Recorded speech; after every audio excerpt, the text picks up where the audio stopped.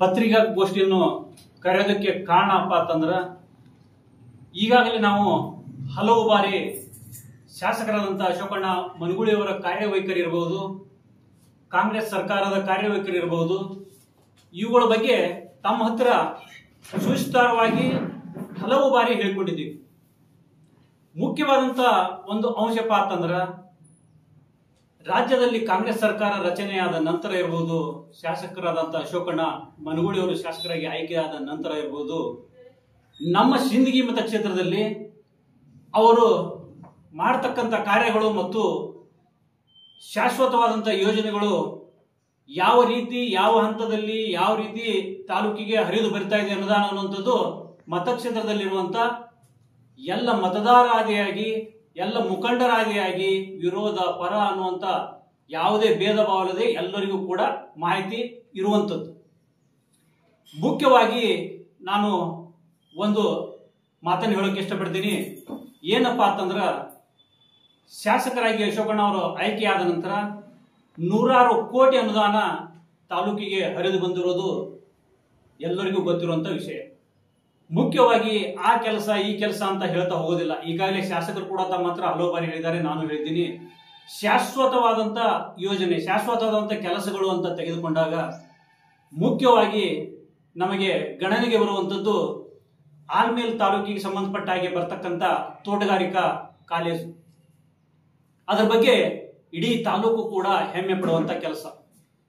ನಂತರ ಈಗಾಗಲೇ ಹಲವು ದಿನಗಳ ಹಿಂದೆ ಎಲ್ಲ ಸಮಸ್ತ ಸಿಂದಗಿ ಪಟ್ಟಣದ ಮತದಾರರು ಶಾಸಕರನ್ನ ಮೆರವಣಿಗೆ ಮುಖಾಂತರ ಬರಮಾಡಿಕೊಂಡಂತ ಒಂದು ಕೆಲಸಪ್ಪ ಅಂತಂದ್ರೆ ಅದು ಸಿಂದಗಿ ಒಂದು ಪುರಸಭೆಯನ್ನ ನಗರಸಭೆಯಾಗಿ ಮೇಲ್ದರ್ಜೆಗೆ ಏರಿಸಿರುವಂತ ಕೆಲಸ. ಹಾಗೇನೆ ಈ ರೀತಿ ಆ ಕೆಲಸ ಈ ಕೆಲಸ ಇನ್ನು ಈ ಒಂದು ಕೆಲಸ ಮಾಡಿದ ನಂತರ ಆ ಕೆಲಸ ಇನ್ನೊಂದು ಬಾರಿ ಬರಬಹುದು ಕೆಲಸಕ್ಕೆ. ಆದ್ರೆ ಈಗ ನಾನು ಹೇಳ್ತಾ ಇರುವಂತ ಕೆಲಸಗಳು ಇದು ಅಜರಾಮರವಾಗಿ ಅವರ ಹೆಸರು ಉಳಿಸುವಂತ ಕೆಲಸಗಳು ಇವು. ಈಗಾಗಲೇ ನಾನು ವಿರೋಧ ಪಕ್ಷದವರಿಗೆ ಒಂದು ಮಾತು ಹೇಳೋಕೆ ಇಚ್ಛೆ ಪಡ್ತೀನಿ.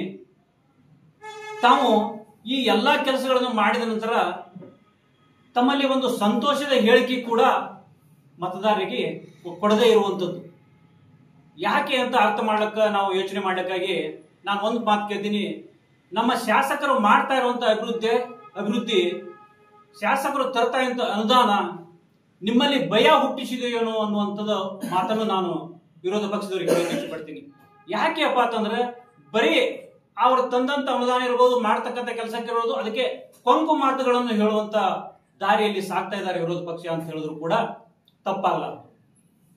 ಹಲವು ದಿನಗಳ ಹಿಂದೆ ಇಲ್ಲಿ ಬಡ ಫಲಾನುಭವಿಗಳು ಅಂಬೇಡ್ಕರ್ ಸರ್ಕಲ್ ವೃತ್ತದಲ್ಲಿ ಬಡ ಫಲಾನುಭವಿಗಳು ಧರಣಿ ಕುಂತಿದ್ರು. ಆಗ ಕೂಡ ಶಾಸಕರು ಮೊದಲನೇದಾಗಿ ಶಾಸಕರು 3 ಆಯ್ಕೆಗಳನ್ನ ಫಲಾನುಭವಿಗೆ ಹೇಳಿದ್ರು. ಯಾವ ಆಯ್ಕೆಯಪ್ಪ ಅಂತಂದ್ರ ಸುಪ್ರೀಂ ಕೋರ್ಟ್ ತೀರ್ಪಿನ ಪ್ರಕಾರ ಇದೊಂದು ಅನ್ಯಾಯ ಆಗಬಾರ್ದಿತ್ತು, ಆಗಿ ಹೋಗಿದೆ. ನಿಮಗೆ ಒಂದು ಸೂರು ಕಲ್ಪಿಸುವಂತ ನಿಟ್ಟಿನಲ್ಲಿ ಅಂತರಗಂಗಿ ರಸ್ತೆ ಇರುವಂತ ಅಲ್ಲಿ ನಿಮಗೆ ಸೂರನ್ನು ಕಲ್ಪಿಸಿ ಕೊಡ್ತೀನಿ, ಹಕ್ಕುಪತ್ರ ನೀಡಿ ನಿಮಗೆ ನಿವೇಶನವನ್ನು ಕೊಡ್ತೀನಿ, ಹಾಗೂ ನಿಮಗೆ ಅಭಿವೃದ್ಧಿಗೋಸ್ಕರ ವೈಯಕ್ತಿಕವಾಗಿ 25,000 ಕೊಡ್ತೀನಿ ಅಂತ ಹೇಳಿದ್ರು. ನಂತರ ಅದು ಒಪ್ಪದೇ ಇರುವಾಗ 3 ಎಕರೆ ಒಂದು ಲ್ಯಾಂಡ್ ಅಲ್ಲಿ ರಾಂಪುರ್ ರಸ್ತೆಗೆ ಹೊಂದ್ಕೊಂಡು ಸುಣಗಾರ್ ಅವ್ರ ಹೊಲ ಹತ್ರ ಅಲ್ಲಿ ಕೂಡ ಮಾಡಿಕೊಡ್ತೀನಿ ಅಂದ್ರು. ಅದು ಒಪ್ಪದೇ ಇದ್ದಾಗ ಅವರಿಗೆ ಅವರ ತೋಟ ಬರ್ತೈತಿ, ಗಡಿಯಾರ ರೋಡಿಗೆ ಹೋಗಲ್ಲಿ ಸಿಂದಗಿ ಸರ್ವೆ ನಂಬರ್ದಲ್ಲಿ ಅವ್ರ ತೋಟ ಬರ್ತೈತಿ.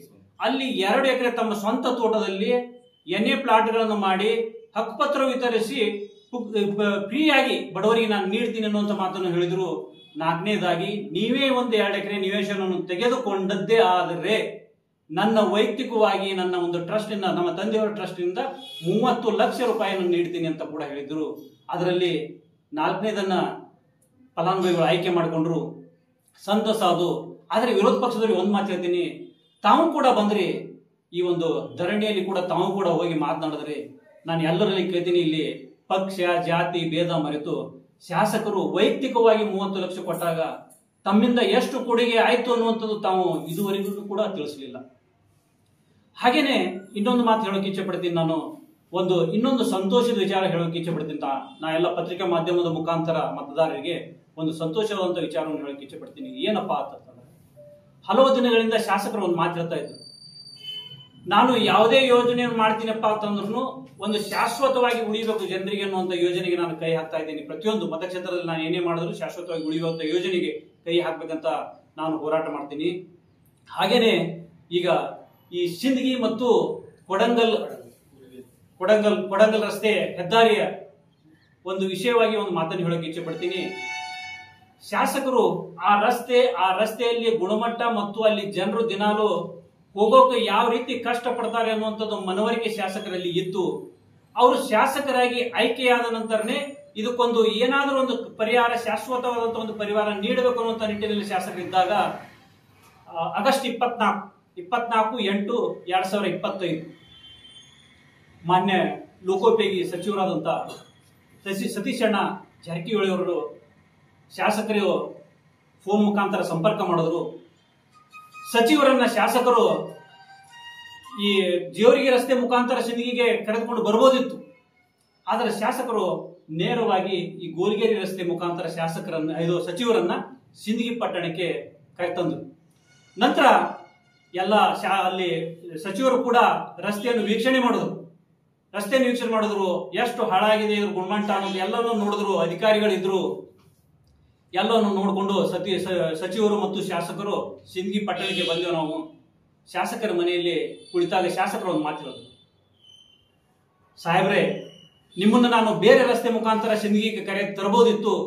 ಆದರೆ ನನ್ನ ಜನ ದಿನನಿತ್ಯ ಯಾವ ರೀತಿ ಕಷ್ಟ ಕಾರ್ಪಣ್ಯಗಳನ್ನು ಪಡ್ತಾ ಇದ್ದಾರೆ ಆ ರಸ್ತೆಯಲ್ಲಿ ತಿರುಗಾಡೋದಕ್ಕೋಸ್ಕರ ಅನ್ನುವಂಥದ್ದು ತಮಗೂ ಕೂಡ ಗೊತ್ತಾಗಲಿ, ಮನವರಿಕೆ ಆಗಲಿ ಅನ್ನುವಂಥ ನಿಟ್ಟಿನಲ್ಲಿ ನಾ ಈ ರಸ್ತೆಯ ಮುಖಾಂತರ ತಮ್ಮನ್ನು ಕರೆದುಕೊಂಡು ಬಂದಿದ್ದೀನಿ ಅನ್ನುವಂಥ ಮಾತನ್ನು ಶಾಸಕರು ಹೇಳಿದ್ರು. ಸಂತೋಷಪಟ್ಟರು. ಸತೀಶಣ್ಣ ಜಾರಕಿಹೊಳಿ ಅವರು ಸಂತೋಷಪಟ್ಟರು.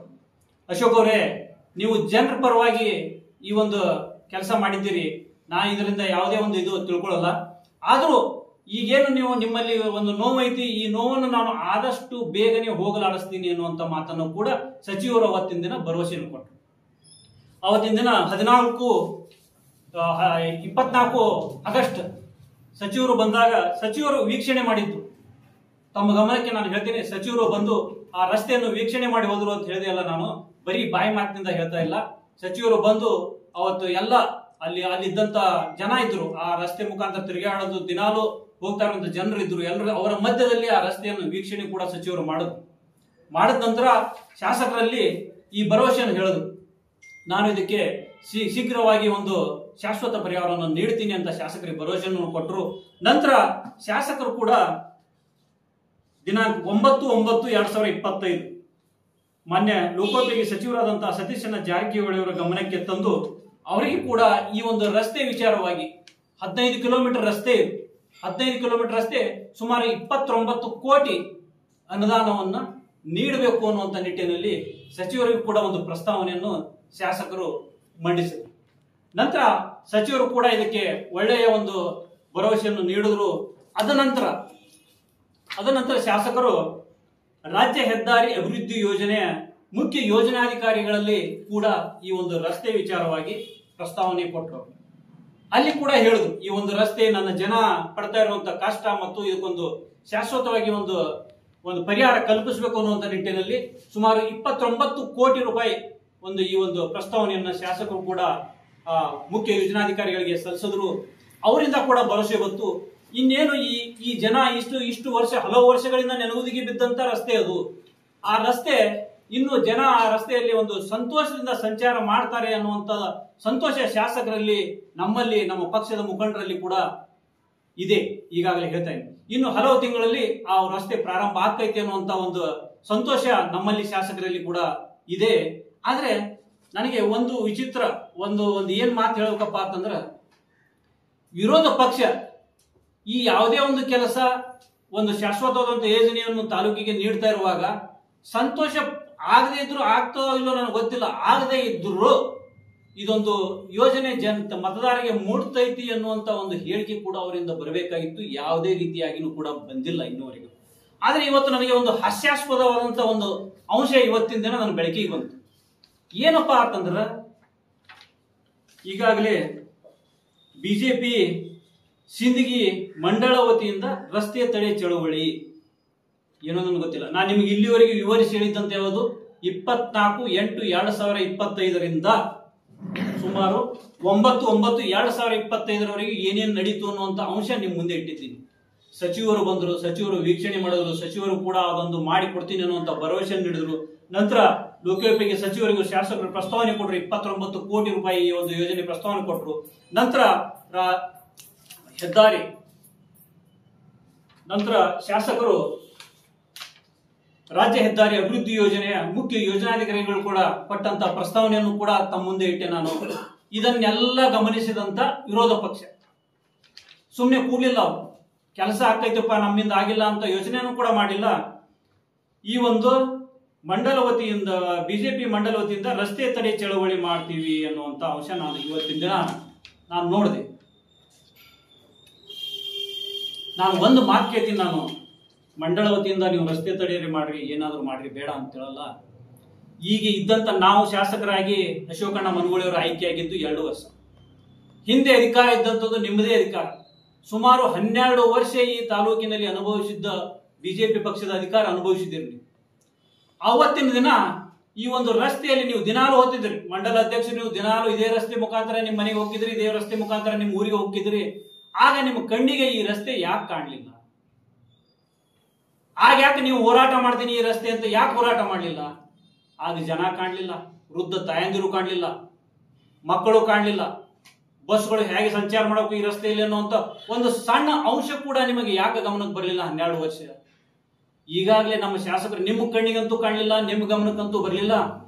ಮಾನ್ಯ ಶಾಸಕರಂತ ಅಶೋಕಣ್ಣ ಮನಗೂಳಿ ಅವರು ಇದಕ್ಕೆ ಒಂದು ಮುತುವರ್ಜಿ ವಹಿಸಿ ಈ ಎಲ್ಲವನ್ನು ಸಚಿವರಾದಿಯಾಗಿ ಮುಖ್ಯ ಯೋಜನಾಧಿಕಾರಿ ಆದಿ ಎಲ್ಲ ಸಂಪರ್ಕಕ್ಕೆ ಬಂದು 29 ಕೋಟಿಯ ಒಂದು ಪ್ರಸ್ತಾವನೆಯನ್ನು ಸಲ್ಲಿಸಿ ಇನ್ನೇನು ಹಲವು ತಿಂಗಳಲ್ಲಿ ಈಗ ರಸ್ತೆ ಪ್ರಾರಂಭ ಆಗುವಂತ ಹಂತಕ್ಕೆ ಬಂದು ನಿಲ್ತೈತಿ ಅನ್ನುವಂಥ ಮಟ್ಟದಾಗ ಹೋರಾಟ ಮಾಡ್ತೀನಿ ಅಂತ ಹೇಳ್ತೀರಿ. ಇದರ ಉದ್ದೇಶ ಏನು? ನೀವು ಕ್ರೆಡಿಟ್ ತಗೋಬೇಕಾಗಿತ್ತಪ್ಪ ಅಂತಂದ್ರೆ ನಿಮಗಿದ್ದಂತ ಅಧಿಕಾರ ಸಂದರ್ಭದಲ್ಲಿ, ನೀವು ಅಧಿಕಾರದಲ್ಲಿ ಇದ್ದಂತ ಸಂದರ್ಭದಲ್ಲಿ ಈ ರಸ್ತೆಯನ್ನು ಮಾಡಿ ಕ್ರೆಡಿಟ್ ತೊಳಕ್ಕೆ ಅವಕಾಶ ಇತ್ತು. ಆಗ ಯಾಕೆ ನೀವು ಮಾಡಲಿಲ್ಲ? ಈಗ ವ್ಯರ್ಥವಾಗಿ ಒಂದು ಹೋರಾಟ ಮಾಡಿ ಕ್ರೆಡಿಟ್ ತೊಳಕ್ ಹೋಗ್ತೀರಪ್ಪ ಅಂತಂದ್ರೆ ನೀವು ಎಷ್ಟು ಸಣ್ಣತನಕ್ಕೆ ಇಳಿತಾ ಇದ್ದೀರಿ ಅನ್ನುವಂಥ ಮಾತನ್ನು ಕೂಡ ನಾನು ಇದು ಪತ್ರಿಕಾಗೋಷ್ಠಿ ಮುಖಾಂತರ ಕೇಳೋಕೆ ಇಚ್ಛೆ ಪಡ್ತೇನೆ. ಹಾಗೇನೆ ಇನ್ನೊಂದು ಮಾತು ಹೇಳ್ತೀನಿ ನಾನು. ಈಗಾಗಲೇ ಮಂಡಳ ಅಧ್ಯಕ್ಷರಿಗೆ ಒಂದು ಮಾತು ಕೇಳ್ತೀನಿ ನಾನು. ನಿಮ್ಮಲ್ಲಿ ನಿಮ್ಮ ತಾತವರು ಕೂಡ ಜಿಲ್ಲಾ ಪಂಚಾಯತ್ ಸದಸ್ಯರಿದ್ರು, ಮತ್ತೆ ತಂದೆಯವರು ಕೂಡ ಜಿಲ್ಲಾ ಪಂಚಾಯತ್ ಸದಸ್ಯರಿದ್ರು, ತಾಯಿಯವರು ಕೂಡ ಜಿಲ್ಲಾ ಸದಸ್ಯರು. ನಾನು ಆಗಿ ಹೋದಂತ ಹಿರಿಯರ ಬಗ್ಗೆ ನಾನು ಏನು ಮಾತಾಡೋಕೆ ಇಚ್ಛೆ ಪಡಲ್ಲ. ಯಾಕೆಪ್ಪ ಅಂತಂದ್ರೆ ಅಷ್ಟು ಸಣ್ಣತನ ನಾನು ಕಲ್ತು ಬಂದಿಲ್ಲ, ಕಲಿಯೋದು ಇಲ್ಲ. ನಾನು ಹಿಂದಿನ ನಿಮ್ಮ ಜಿಲ್ಲಾ ಪಂಚಾಯತಿ ಅವಧಿಯಲ್ಲಿ ನೀವೇ ಸಂಚರಿಸ್ತಿದ್ರಿ, ಕ್ಷೇತ್ರದಲ್ಲಿ ನೀವೇ ಸಂಚರಿಸ್ತಿದ್ರಿ, ಕೆಲಸ ಕಾರ್ಪೊರೇಟ್ಗಳು ನೀವೇ ಮಾಡ್ತೀರಿ ಅಂತ ಹೇಳ್ತಿದ್ರಿ. ನಿಮ್ಮ ಅವಧಿಯಲ್ಲಿ ಒಂದು ಜನರಿಗೆ ಮನ್ನಣೆ ಪಡೆಯುವಂತ ಒಂದು ಸಣ್ಣ ಕೆಲಸ ಆದರೂ ನೀವು ಪತ್ರಿಕಾಗೋಷ್ಠಿ ಮುಖಾಂತರ ಯಾಕೆ ತಿಳಿಸಲಿಲ್ಲ ಇನ್ನೂವರೆಗೂ? ಒಂದು ಮಾತು ಹೇಳ್ತೀನಿ, ಯಾವಾಗಲೂ ಇನ್ನೊಬ್ಬರ ಕಡೆ ಬಟ್ ಮಾಡುವ ತೋರಿಸುವಂತ ನಮ್ಮ ಅಧಿಕಾರದಲ್ಲಿ ನಾವು ಇದ್ದಾಗ ಏನು ಮಾಡಿ ಅನ್ನುವಂಥದ್ದು ಕೂಡ ಜನರಿಗೆ ತಿಳಿಸಬೇಕಾಗಿತ್ತು, ಮುಖ್ಯ ಅಂಶ ಅನ್ನುವಂಥ ಮಾತನ್ನು ನಾನು ಹೇಳ್ತೀನಿ. ಹಾಗೇನೆ ಮಾಜಿ ಶಾಸಕರು ಕೂಡ ಒಂದು ಸಂದರ್ಭದಲ್ಲಿ ಹೇಳ್ತಾರೆ, ಎಲ್ಲಿ ಎಲ್ಲಿ ಕೆಲಸಗಳು ಆಗ್ತಾ ಇಲ್ಲ ಸಿಂಧಿಗೆಯಲ್ಲಿ ಅಲ್ಲಿ ನನಗೆ ಊಟಕ್ಕೆ ಕರೀರಿ, ಅಲ್ಲಿ ಕೂಡ ರೋಡ್ಗಳು ಆಗ್ತಾವೆ ಈಗ ಅನ್ನುವಂಥ ಮಾತನ್ನು ಹೇಳ್ತಾರೆ.